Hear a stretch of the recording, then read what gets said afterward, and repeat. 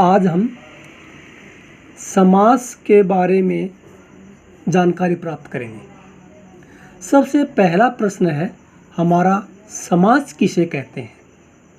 तो समास की परिभाषा कहती है आपस में संबंध रखने वाले दो शब्दों के मेल को समास कहते हैं। आपस में संबंध रखने वाले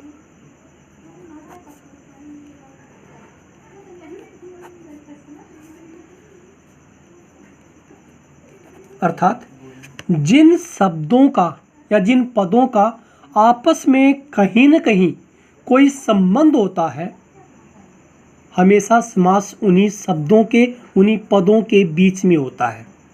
जिन शब्दों का आपस में कोई संबंध नहीं होता, उनके बीच में कभी समास नहीं होता।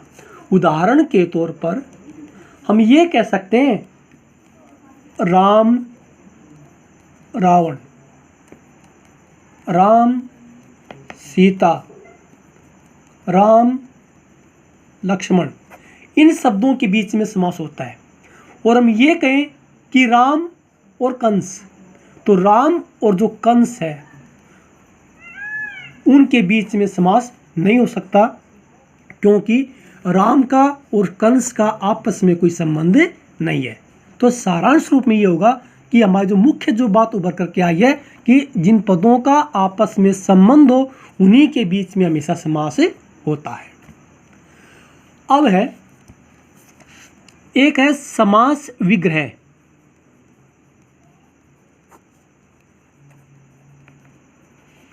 और एक है समस्त पद।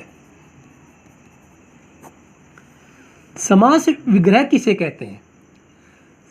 समस्त पद या सामसिक शब्दों के बीच के संबंध को स्पष्ट करना समास विग्रह कहलाता है। अर्थात जब हम उस शब्द के टुकड़े करते हैं, शब्द को अलग अलग करते हैं, तो समास विग्रह कहलाता है। जैसे यथाशक्ति, यथाशक्ति शक्ति के अनुसार,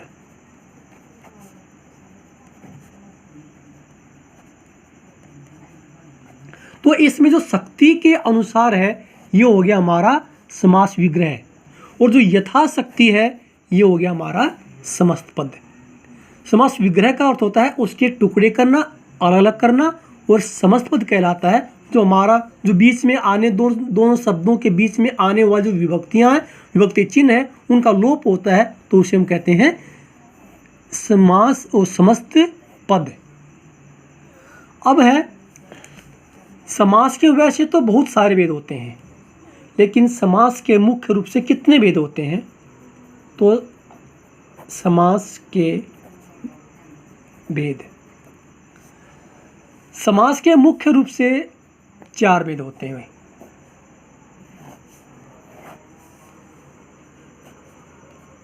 नंबर 1, सबसे पहला जो हमारा समास है वह है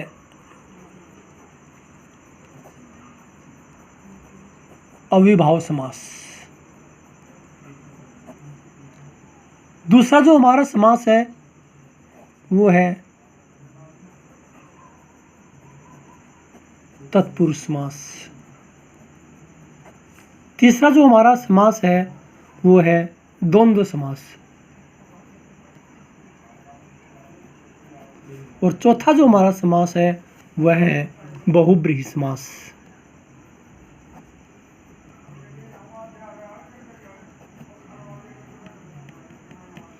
समास के मुख्य रूप से 4 भेद होते हैं। सबसे पहला जो हमारा समास है वह है अव्ययभाव समास। इस अव्ययभाव समास में हमारा पूर्व पद प्रधान होता है। पूर्व माने पहला पद। तत्पुरुष समास में दूसरा पद प्रधान होता है। द्वंद्व समास में दोनों पद प्रधान होते हैं। और बहुब्रीहि समास में कोई अन्य पद मुख्य होता है। इसमें न तो पहला पद मुख्य होता है न दूसरा पद। अब जब हम समास करेंगे या संधि करेंगे तो उसको हम दो भागों में बांटते हैं। एक होता है पूर्व पद और एक होता है उत्तर पद। संधि में भी ये नियम रहेगा और समास में ये नियम रहेगा। जो हमारा पहला जो पद होता है उसे हम कहते हैं पूर्व पद अर्थात पहला पद, और हमारा जो दूसरा जो पद होता है वो होगा हमारा उत्तर पद। जैसे उदाहरण के तौर पर हम लेते हैं एक शब्द हमारा राजकुमार।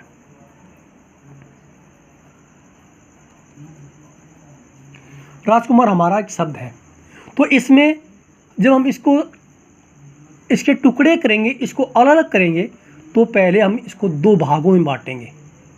और किसी भी समास को जानने के लिए सबसे पहला नियम ये है कि हम समास को या संधि को दो भागों में बांट दें। तो पहला जो हमारा जैसे राजकुमार जो शब्द है, पहला शब्द हो गया हमारा